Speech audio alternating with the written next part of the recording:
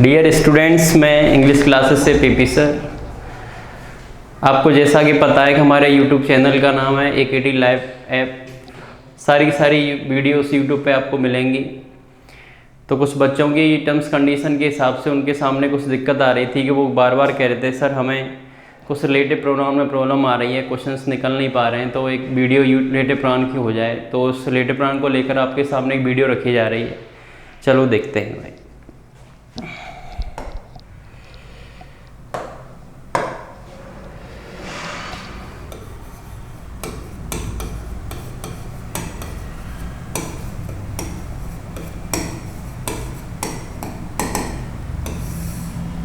Relative pronoun, जैसा आपको पता है रिलेट का मतलब क्या होता है? संबंध। रिलेट का मतलब क्या होता है भाई? संबंध। तो सबसे पहले एक डेफिनेशन के तौर पर देख लेते हैं कि रिलेटिव प्रोनाउन है क्या। Relative pronoun is a word, relative pronoun is a word which relates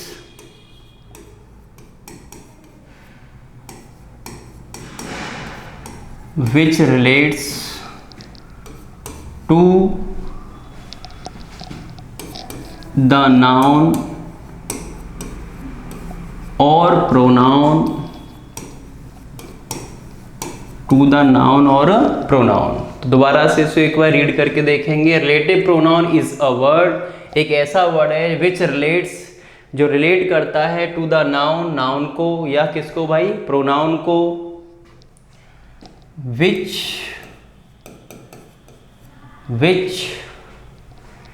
is used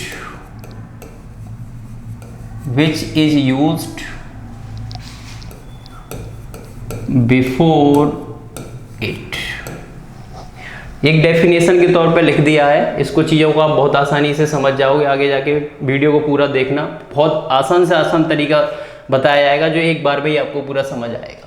तो रिलेटिव प्रोनाउन की डेफिनेशन निकल के आती है कि relative pronoun is a word, एक वर्ड है विच रिलेट्स, जो एक संबंध बनाता है, जोड़ता है चीज़ों को, टू द नाउन और प्रोनाउन को, विच इज यूज, जो उसका उपयोग किया जाता है, प्रयोग किया जाता है इसके पहले। किससे पहले? इट किसके लिए आया? रिलेटिव प्रोनाउन के लिए। रिलेटिव प्रोनाउन से पहले जो भी नाउन या प्रोनाउन आता है वो इसको रिलेट करता है। मतलब रिलेटिव प्रोनाउन हमेशा अपने से पहले नाउन या प्रोनाउन के लिए आता है। इसकी डेफिनेशन एक ही है कि रिलेटिव प्रोनाउन अपने से पहले आने वाले नाउन या प्रोनाउन के लिए आता है। चलो, मैंने आपसे बोल दिया I know Ramesh, I know Ramesh who broke the jug। I know Ramesh who broke the jug। अब एक बात बताओ फटाफट से, who अपने आप में आता किसके लिए? इसको आगे जाके देखेंगे, बताया जाता है। who हमेशा लिविंग के लिए आता है, पर्सन के लिए यूज होता है। तो who आया किसके लिए भाई? पर्सन के लिए। पर्सन कौन है यहाँ पर? रमेश है, तो रमेश के लिए आया है। तो हु हमेशा किसका काम कर रहा है? यहां देखा जाए तो रिलेटिव प्रोनाउन का। किसका काम कर रहा है भाई? रिलेटिव प्रोनाउन का। अब एक बात बताओ फटाफट से, इसमें सेंटेंस कितने हैं भाई? 2। इसमें सेंटेंस कितने हैं? 2। जहां पर 2 बराबर के सेंटेंस को जोड़ा जाता है, वहां पर जोड़ने वाली चीज को हम दूसरी तरीके से कंजंक्शन भी कहते हैं। जहाँ पर 2 बराबर सेंटेंस को जोड़ा जाता है, वहाँ पर जोड़ने वाली चीज़ को हम लोग क्या भी कहते हैं? कंजंक्शन भी कहते हैं। तो इसको अगर मैं पहला नाम तो दे दिया रिलेटिव प्रोनाउन, अगर मैं इसको दूसरा नाम देना चाहूँ तो इसको दूसरा नाम ये दे सकता हूँ कि ये अपने आप में एक रिलेटिव कौन है भाई? कंजंक्शन है। रिलेटिव कंजंक्शन है, कंजंक्शन। अब एक बार बताओ, ब्रोक अपने आप में कौन है भाई? वर्ब है। ये कौन है अपने आप में भाई? ऑब्जेक्ट है। तो इसका मतलब बहुत सारे बच्चे ये बोलेंगे जब ये वर्ब आ रहा है सर, ऑब्जेक्ट आ रहा है, तो इसका अपना एक क्या भी रहा होगा? सब्जेक्ट। इसका अपना क्या भी रहा होगा? सब्जेक्ट। तो हु यहाँ पर कौन है भाई? सब्जेक्ट है। तो इसको मैं तीसरी तरीके से ये भी कह सकता हूँ कि ये अपने आप में एक कौन है पता है? Relative clause. ये अपने आप में कौन है? Relative clause. जहाँ पर सेंटेंस एक दूसरे पर डिपेंड रहता है वहाँ पर डिपेंडेंट और इंडिपेंडेंट वाली चीज़ों को दिखाने के लिए हम जो यूज़ करते हैं उसको हम लोग क्या कहते हैं, क्लॉज कहते हैं। तो याद रखना हु यहाँ पे 3 तरह से वर्क कर रहा है, एक रिलेटिव प्रोनाउन की तरह, एक रिलेटिव कंजंक्शन की तरह और एक रिलेटिव क्लॉज की तरह। अब आगे चलते हैं, हम लोग पढ़ क्या रहे हैं भैया जी, रिलेटिव प्रोनाउन। चलो सबसे पहले रिलेटिव प्रोनाउन में हम लोग पढ़ेंगे भैया जी हु और हुम। सबसे पहले रिलेटिव प्रोनाउन में हम लोग क्या चीज पढ़ेंगे भाई, हु और हु। अब एक बात सिखाई ये जाती है कि हु और हुम ये दोनों के दोनों हमेशा और हमेशा वहां आते हैं जहां पर हम लोग बात करते हैं किसके बारे में, लिविंग। हु और हुम हमेशा वहां पे यूज होते हैं जहां पर हम लोग बात करते हैं किसके बारे में, लिविंग के बारे में। लिविंग में वो सिंगुलर भी हो सकता है और कैसा भी हो सकता है, प्लूरल भी हो सकता है, मेल भी हो सकता है और फीमेल भी हो सकता है। चलो फिर सिखाया जाता है कि हु का यूज हमेशा वहाँ होता है जहाँ पर हम लोग बात करते हैं कौन से केस के बारे में, सब्जेक्टिव केस के बारे में। सिखाया जाता है कि हुम का यूज हमेशा वहाँ होता है जहाँ पर हम बात करते हैं कौन से केस के बारे में, ऑब्जेक्टिव केस के बारे में। सिखाया जाता है कि हु और हुम दोनों का यूज पर्सन के लिए होता है, लिविंग के लिए होता है। दूसरी बात ये सिखाई जाती है कि हु का यूज सब्जेक्टिव केस में होता है और हुम का यूज हमेशा ऑब्जेक्टिव केस में होता है। चलो भैया जी मैं आपको एक नोट करके चीज़ बता देता हूँ, हमेशा याद रखना हु से पहले इस दुनिया में कभी कोई प्रीपोजिशन नहीं आता, नो प्रीपोजिशन।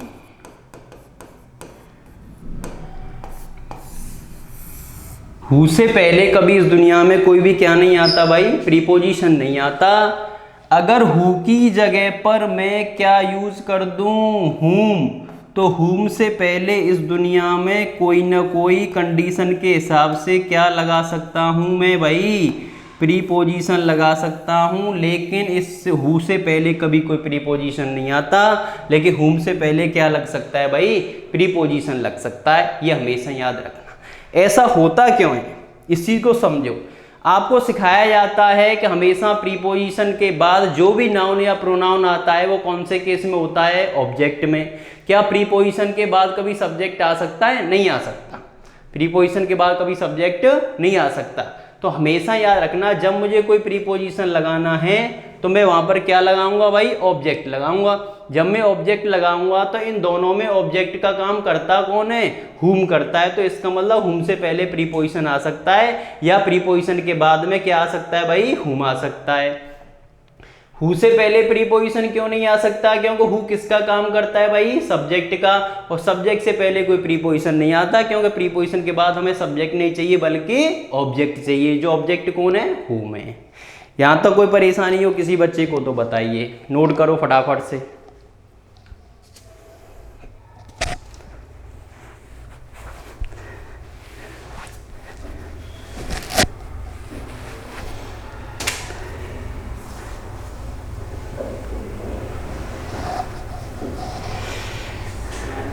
वीडियो को पूरा का पूरा देखते रहें, कोई भी समस्या है तुरंत बताएं।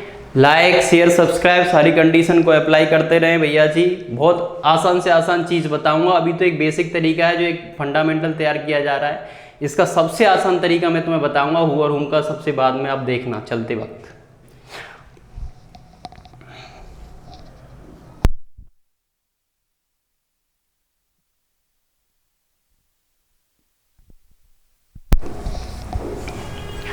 चलते हैं नेक्स्ट।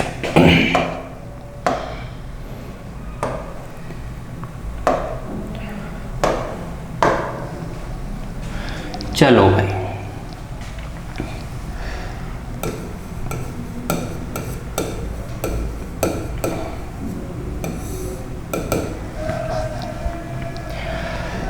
अब आपने एक चीज सीख ली कि हु का यूज और हुम का यूज हमेशा लिविंग के लिए होता है। हु का यूज हमेशा कौन से केस में होता है, सब्जेक्टिव केस में, और हुम का यूज हमेशा ऑब्जेक्टिव केस में। ये दो चीजें आपने सीख ली हैं। अब एक सिंपल सी एक चीज बनाई जाएगी आपके सामने। एक बात बताओ, इस दुनिया में जहां सब्जेक्ट आता है उस सब्जेक्ट के बाद कौन आती है? वर्ब। सब्जेक्ट के बाद कौन आती है? वर्ब। उस वर्ब के बाद में कौन आता है? Object.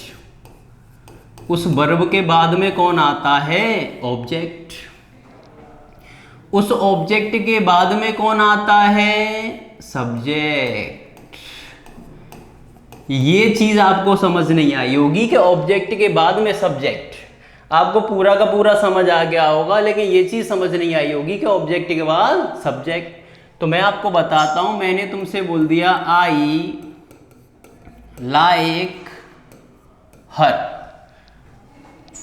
She is a beautiful girl. एक बार बताओ, आई है कौन? सब्जेक्ट। लाइक है कौन? वर्ब। हर अपने आप में है कौन? ऑब्जेक्ट। और सी अपने आप में कौन है? सब्जेक्ट। सी अपने आप में कौन है? सब्जेक्ट। तो भैया जी सब्जेक्ट के बाद वर्ब आती है, वर्ब के बाद ऑब्जेक्ट आता है, और ऑब्जेक्ट के बाद सब्जेक्ट आता है। तो हर ऑब्जेक्ट है, ऑब्जेक्ट के बाद सी कौन हो गया? सब्जेक्ट हो गया। यहां तो कोई दिक्कत है? चलो, मैंने आपसे बोल दिया he is the boy, he is the boy, खाली जगह हैज डन इट। आपके पास दो चीजें हैं, हु आएगा या हुम आएगा।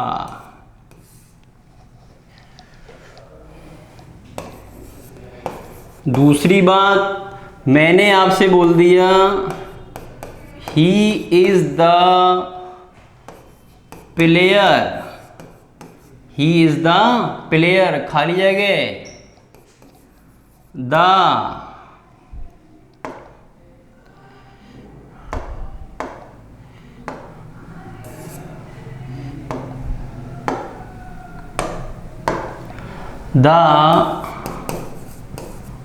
award is given। दो ऑप्शन हैं आपके पास, हु आएगा या हुम आएगा, हु आएगा या हुम आएगा। राम इनवाइटेड सीमा, तीसरा एग्जाम्पल है, राम इनवाइटेड सीमा, खाली जगह इज अ फेमस सिंगर। दो ऑप्शन हैं, हु आएगा या हुम आएगा, हु आएगा या हुम आएगा। अब इनको सॉल्व कर लेते हैं, सारे के सारे क्वेश्चंस को। पहले आप करके देखो, फिर मैं कराऊंगा। सारे के सारे क्वेश्चन आपके सही होने चाहिए। 3 क्वेश्चन दिए, 3 के 3 सही होने चाहिए। अगर तीनों के तीनों सही कर लिए तो इसका मतलब आपको पूरा पूरा समझ आ गया। सबसे बड़ी बात यह है कि आपको वो चीज़ पढ़ाई जा रही है जो आपके एग्जाम में आती ही आती है। आपको वो चीज़ बाद में पढ़नी है जो कंपटीशन में आती है, लेकिन सबसे पहले आपको वो चीज़ पढ़नी है जो आपके एग्जाम में आती है, क्योंकि आपको एग्जाम दे के एग्जाम को पास करके आपको अपनी नौकरी लगानी है, आपको पीएचडी नहीं करनी है। तो सबसे पहले अपनी नौकरी लगाओ, उसके बाद में आपको पीएचडी करो। तो सबसे पहले आप अपनी नौकरी के लिए पढ़ो, सिलेक्शन के लिए पढ़ो, चीज़ों को सीखो। अब एक बार बताओ, बॉय अपने आप में लिविंग या नॉन लिविंग? लिविंग है। बॉय अपने आप में कौन है? लिविंग। हैज अपने आप में कौन है? वर्ब। वर्ब से पहले कौन आता है ये बताओ? सब्जेक्ट। वर्ब से पहले कौन आता है भाई? सब्जेक्ट आता है। अब इन दोनों में सब्जेक्ट कौन है? हु और हुम में से सब्जेक्ट कौन है भाई? हु है तो हु आएगा। क्या आएगा? हु आएगा। बॉय अपने आप में सिंगुलर है, तभी तो वर्ब कैसी आई है? सिंगुलर। मैंने आपसे बोल दिया प्लेयर, प्लेयर अपने आप में लिविंग के नॉन लिविंग? लिविंग। लिविंग के लिए दो चीजें आती हैं, या तो हु आता है या हुम आता है। एक बार बताओ, ये है कौन? Helping verb. हेल्पिंग वर्ब से पहले कौन आता है भाई? सब्जेक्ट। हेल्पिंग वर्ब से पहले कौन आता है? सब्जेक्ट। सब्जेक्ट से पहले कौन आएगा? ऑब्जेक्ट। इन दोनों में ऑब्जेक्ट कौन है ये बताओ, whom, तो whom आएगा। क्लियर? चलो आगे वाला चेक करके देखो फटाफट से।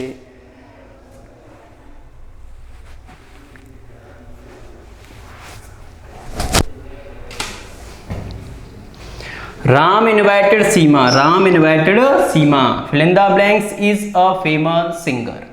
दो ऑप्शन है आपके पास, हु और हुम। एक बार बताओ सीमा लिविंग के नॉन लिविंग? लिविंग क्या है भाई? लिविंग। लिविंग के लिए दो चीजें आ सकती हैं, या तो हु आ सकता है या हुम आ सकता है, या तो हु आ सकता है या हुम आ सकता है। अब एक बार बताओ इज अपने आप में कौन है ये बताओ? वर्ब। वर्ब से पहले कौन आता है? सब्जेक्ट। तो सब्जेक्ट कौन है इन दोनों में? हु।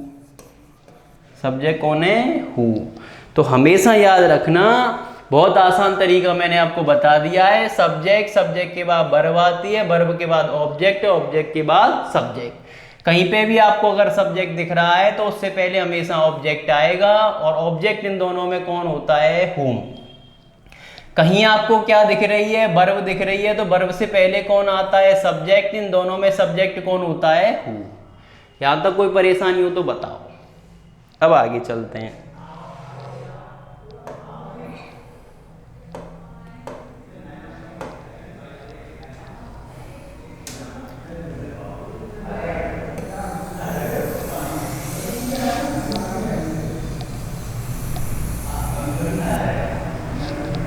चलो आगे।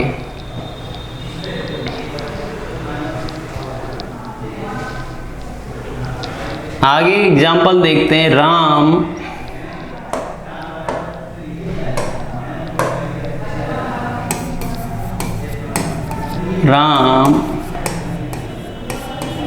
Identified, Ram identified a girl, Ram identified a girl, we found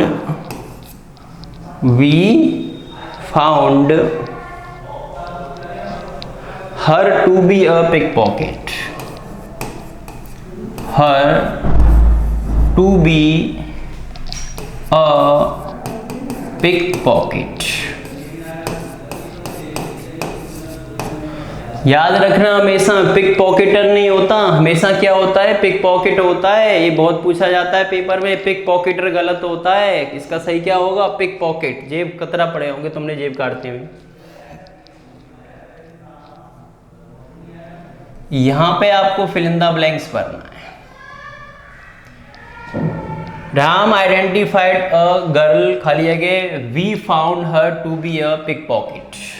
एक बात बताओ फटाफट से मेरे को, गर्ल अपने आप में लिविंग या नॉन लिविंग? गर्ल अपने आप में लिविंग या नॉन लिविंग? लिविंग। लिविंग के लिए दो चीजें आती हैं, या तो हु आता है या हुम आता है। चलो इन दोनों में से एक आएगा। एक बात बताओ, वी अपने आप में है कौन भैया जी? ये बताओ पहले फटाफट से। वी है कौन अपने आप में? सब्जेक्ट। सब्जेक्ट से पहले आता क्या है? सब्जेक्ट से पहले आता क्या है? ऑब्जेक्ट। इन दोनों में ऑब्जेक्ट कौन है? हुम, तो हुम आएगा। क्या आएगा? हुम आएगा। यहां तक कोई परेशानी हो तो बताओ। चलो आगे। अब एक बार बताओ, किसी भी चीज को स्पेशल बना रहे हैं हम लोग, किसी भी चीज को स्पेशल बना रहे हैं, डेफिनेट कर रहे हैं। तो किसी भी चीज को स्पेशल बना रहे हैं, डेफिनेट कर रहे हैं, तो डेफिनेट आर्टिकल होता कौन है? A N the. कौन सा होता है भाई? मैंने आपको पहली वाली वीडियो में बताया था, इनडेफिनेट में ए और एन आता है, और डेफिनेट में आर्टिकल द आता है। तो अब मैंने इस वाली गल को डेफिनेट कर दिया है। कैसा कर दिया है? डेफिनेट। और जब कोई भी चीज डेफिनेट होती है तो उससे पहले आर्टिकल कौन सा आता है भाई? द आता है। तो यहाँ एक ही जगह पर द आएगा, एक ही जगह पर द आएगा। मैंने आपसे बोल दिया she is one of the girls, she is one of the girls, खाली जगह, नेवर वेस्ट, खाली जगह टाइम। यहाँ के ये ऑप्शन ये हैं, हेज आएगा, हर आएगा, देयर आएगा, इट्स आएगा। अब इसके दो ऑप्शन हैं आपके पास में, हु और हुम। अब देखते हैं, गर्ल्स अपने आप में है कौन? लिविंग। गर्ल्स अपने आप में है कौन भाई? लिविंग। लिविंग के लिए दो चीज़ें आती हैं, या तो हु आता है या हुम आता है। अब वेस्ट अपने आप में कौन हो गई यहाँ पर, ये बताओ? वर्ब। वर्ब से पहले इस दुनिया में कौन आता है भाई? सब्जेक्ट। इन दोनों में सब्जेक्ट कौन है? हु, तो हु आएगा। एक बात बताओ फटाफट से, यहाँ पर वेस्ट वर्ब आ रही है, जो वर्ब अपने आप में कैसी है? प्लूरल है, क्योंकि वो किसके अकॉर्डिंग आ रही है? गर्ल्स। जब वर्ब गर्ल्स के अकॉर्डिंग आ रही है तो पजेसिव एडजेक्टिव भी किसके अकॉर्डिंग आएगा भाई? गर्ल्स के अकॉर्डिंग। तो यहाँ पर क्या आना चाहिए? देयर। क्या आना चाहिए भाई? देयर। नोट करो फटाफट से।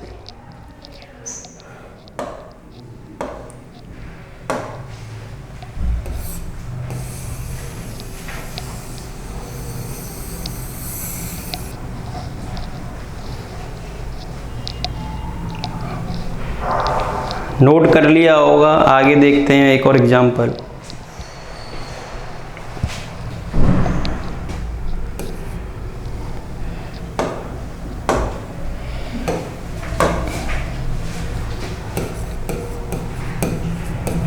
Sehwag is the player. Sehwag is the player, खाली जगह, the award is given, the award is given। इसी में आगे एक और सेंटेंस लिख देता हूं मैं, is a resident of Delhi, is a resident of Delhi।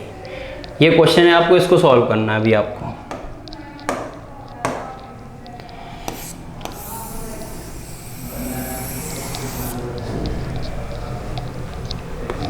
देखो सॉल्व करके।